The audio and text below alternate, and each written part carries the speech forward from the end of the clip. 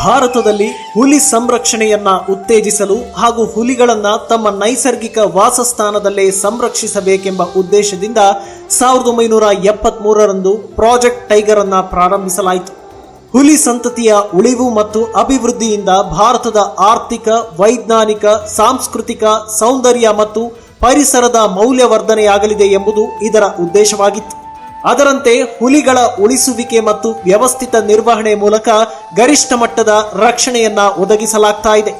ಪ್ರಸ್ತುತ ಭಾರತವು ಜಾಗತಿಕ ಹುಲಿಗಳ ಸಂಖ್ಯೆಯಲ್ಲಿ 70% ಹೊಂದಿದ್ದು ಸುಮಾರು 3,000 ಹುಲಿಗಳು ಭಾರತದಲ್ಲಿವೆ. ಭಾರತವು 18 ರಾಜ್ಯಗಳಲ್ಲಿ ಸರಿಸುಮಾರು 75,000 ಚದರ ಕಿಲೋಮೀಟರ್ ಪ್ರದೇಶವನ್ನ ಆವರಿಸಿರುವ 54 ಹುಲಿ ಸಂರಕ್ಷಿತ ಪ್ರದೇಶಗಳಿಗೆ ನೆಲೆಯಾಗಿದೆ. ಭಾರತದಲ್ಲಿ 2014ರಲ್ಲಿ 2226 ಇದ್ದ ಹುಲಿಗಳ ಸಂಖ್ಯೆ 2018ರಲ್ಲಿ 2967ಕ್ಕೆ ಏರಿಕೆಯಾಗಿದೆ. ಹುಲಿಗಳ ಸಂರಕ್ಷಣೆಗಾಗಿಯೇ 2022ರ ಬಜೆಟ್ನಲ್ಲಿ 300 ಕೋಟಿಗಳನ್ನ ನೀಡಲಾಗಿದೆ. ಈ ಹುಲಿ ಯೋಜನೆಯು 50 ವರ್ಷ ಪೂರೈಸಿದ್ದಕ್ಕಾಗಿ ಅದರ ಆಚರಣೆ ಮತ್ತು ಭಾರತದ ಹುಲಿಗಳ ಸಂರಕ್ಷಣೆಯ ಯಶಸ್ಸಿಗಾಗಿ ಪ್ರಧಾನಿ ನರೇಂದ್ರ ಮೋದಿ ಅವರು ಏಪ್ರಿಲ್ 9ರಂದು ಮೈಸೂರಿನಲ್ಲಿ ನಡೆಯುವ 3 ದಿನಗಳ ಕಾರ್ಯಕ್ರಮಕ್ಕೆ ಚಾಲನೆ ನೀಡಲಿದ್ದಾರೆ. ಈ ಕಾರ್ಯಕ್ರಮದ ಭಾಗವಾಗಿ ಕರ್ನಾಟಕದ ಹೆಮ್ಮೆಯ ಹುಲಿ ಅಭಯಾರಣ್ಯವಾದ ಬಂಡೀಪುರದಲ್ಲಿ ಪ್ರಧಾನಿ ನರೇಂದ್ರ ಮೋದಿ ಅವರು ಹುಲಿ ಸಫಾರಿಯನ್ನ ಮಾಡಲಿದ್ದಾರೆ ಹಾಗೂ ಅರಣ್ಯ ಸಿಬ್ಬಂದಿಗಳೊಡನೆ ಸಂವಾದವನ್ನು ನಡೆಸಲಿದ್ದಾರೆ. ಕಳೆದ 8-10 ವರ್ಷಗಳಲ್ಲಿ ಭಾರತದ ಹುಲಿಗಳ ಸಂಖ್ಯೆ ಗಣನೀಯವಾಗಿ ಏರಿಕೆಯಾಗಿದೆ. ಹುಲಿ ಸಂರಕ್ಷಣೆಯ ಜೊತೆಗೆ ಪರಿಸರ ಮತ್ತು ಕಾಡಂಚಿನಲ್ಲಿರುವ ಸಮುದಾಯಗಳ ಸಹಬಾಳ್ವೆ ಹಾಗೂ ಸರ್ಕಾರದ ಕಾಯಕಲ್ಪಗಳಿಂದ ಇದು ಸಾಧ್ಯವಾಗಿದೆ. ಅಭಿವೃದ್ಧಿ ಮತ್ತು ಪರಿಸರ ಸಂರಕ್ಷಣೆ ಜೊತೆಯಲ್ಲಿಯೇ ಸಾಗಬೇಕು ಎಂಬ ಪ್ರಧಾನಿ ನರೇಂದ್ರ ಮೋದಿ ಅವರ ಸಂಕಲ್ಪಕ್ಕೆ ಈ ಯೋಜನೆಯ ಯಶಸ್ಸು ಹಿಡಿದ ಕೈಗನ್ನಡಿಯಾಗಿದೆ.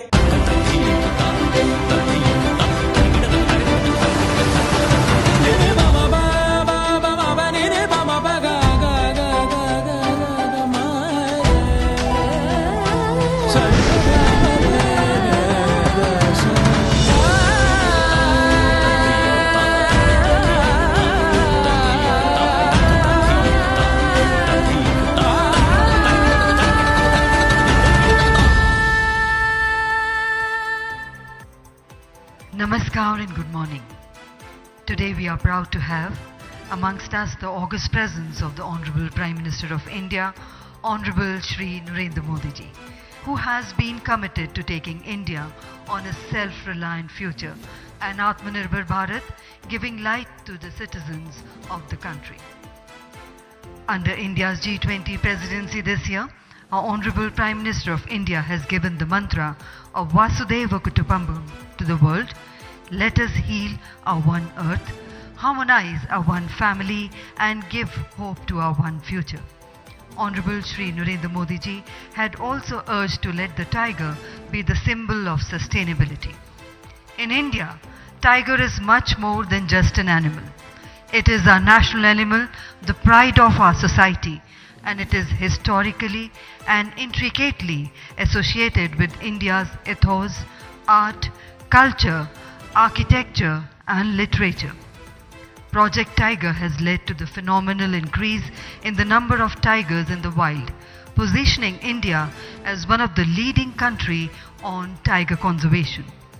On 1st April 2023, Project Tiger completed 50 years, signifying peace, prosperity, development and conservation in sync with Honorable Prime Minister's vision of Mission Life, a strong message of harmonious coexistence of humans and nature.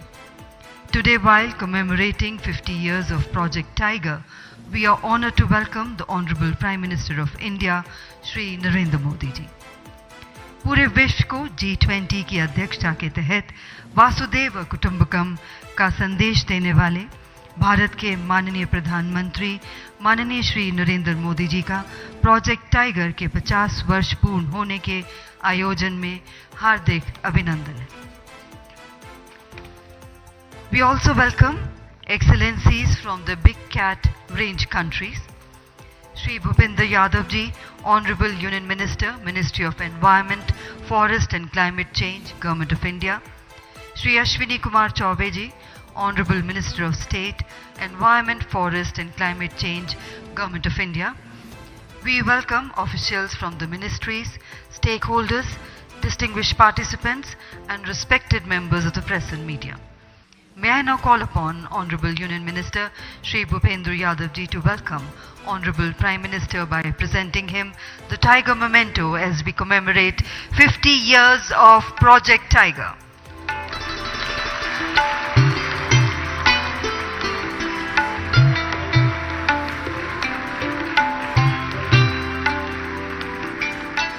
Hardik Dhanyavad. Since its launch on 1st April 1973, Project Tiger has strengthened tiger governance and field protection for ensuring conservation of tigers in its natural habitat. May I now invite Shri Bhupendra Yadav ji, Honorable Union Minister, Ministry of Forest, Environment and Climate Change, Government of India, to welcome the Honorable Prime Minister and the dignitaries and highlight the significance of today's grand mega event, the commemoration of 50 years of Project Tiger. Ladies and gentlemen, let's put our hands together to welcome the Honorable Minister.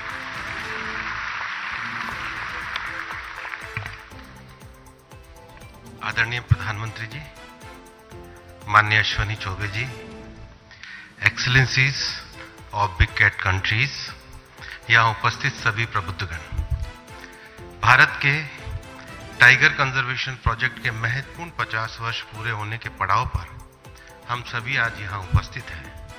इस अवसर पर माननीय प्रधानमंत्री जी की उपस्थिति पर आप सभी की ओर से मैं उनका हार्दिक स्वागत करता हूँ, आभार व्यक्त करता हूँ एवं अभिनंदन करता हूँ। भारत में टाइगर कंजर्वेशन यह यात्रा जो 1973 में 9 टाइगर रिजर्व्स के साथ शुरू हुई थी, आज माननीय प्रधानमंत्री जी के नेतृत्व में आजादी के अमृत काल में 53 टाइगर रिजर्व के मुकाम पर पहुंच गई है। मुझे बताते हुए खुशी हो रही है कि विगत वर्षों में 23 टाइगर रिजर्व हमारे देश के उनको इंटरनेशनल एक्रेडिटेशन मिला है और आज भारत को इस बात पे गर्व है कि दुनिया की 70% टाइगर पॉपुलेशन भारत में है।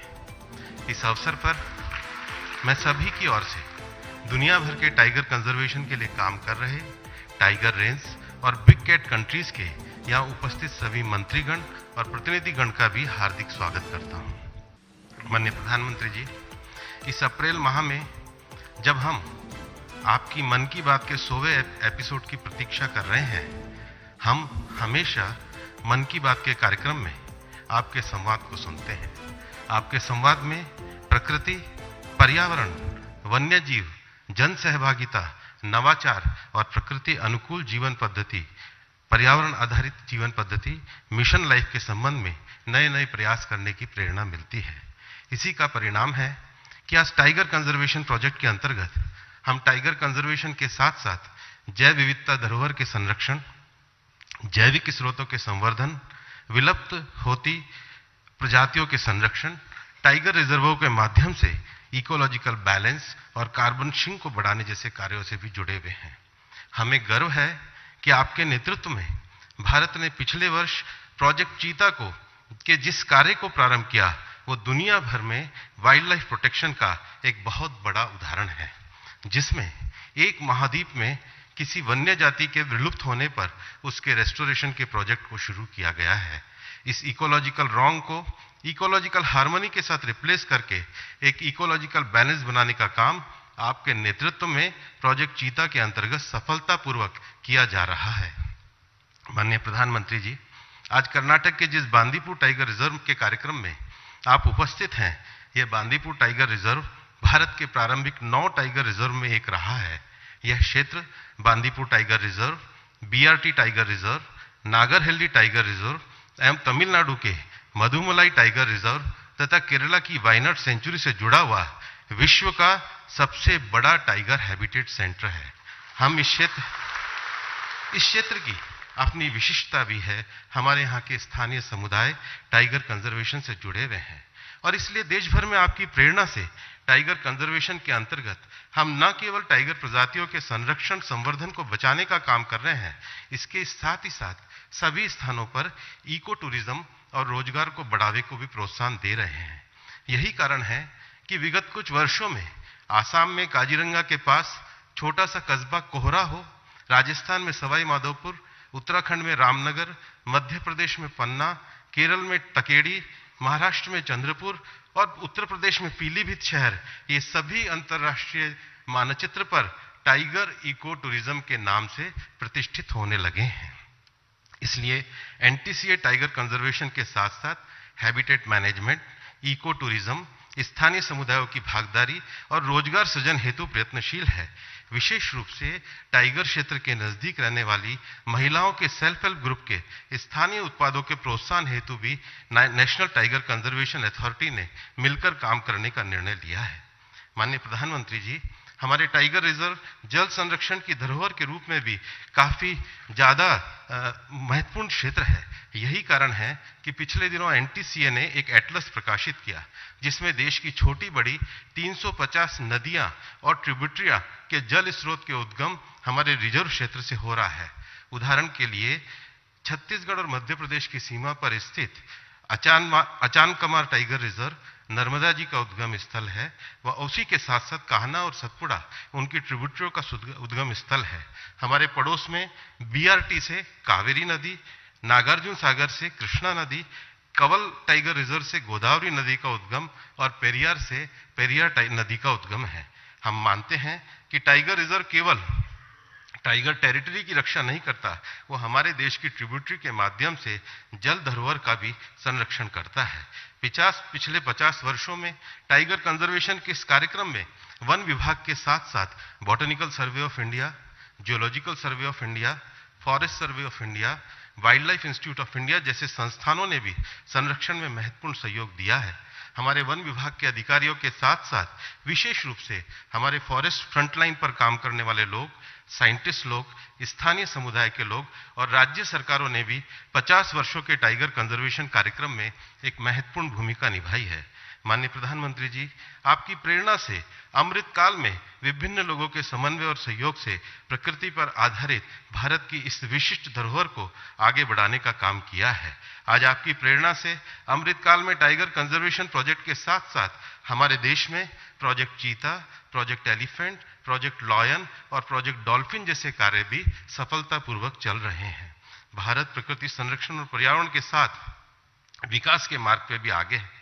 हमारी प्राकृतिक धरोहर का संरक्षण हमारे स्वरोजगार को बढ़ाने में सहायक हो। उस पर्यावरणीय विकास से हम देश के हर व्यक्ति तक क्लाइमेट जस्टिस को पहुंचाने में समर्थ हो। आपके मिशन लाइफ की प्रेरणा से क्लाइमेट एक्शन के माध्यम से दुनिया में भारत ने अतुलनीय योगदान दिया है। आपकी आज की प्रेरणा, आज की आपकी उपस्थिति हम सभी लोगों के लिए एक प्रेरणा का काम करेगी। पुनः आपकी गरिमापूर्ण स्थिति के लिए हम आपको धन्यवाद करते हैं। जय हिंद, जय Bharat.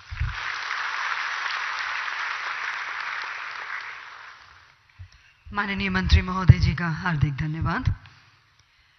Ladies and gentlemen, under the dynamic leadership of the Honorable Prime Minister of India and the tireless efforts of the Government of India towards tiger conservation has given us an opportunity on the auspicious occasion today to release some important reports by the Honorable Prime Minister.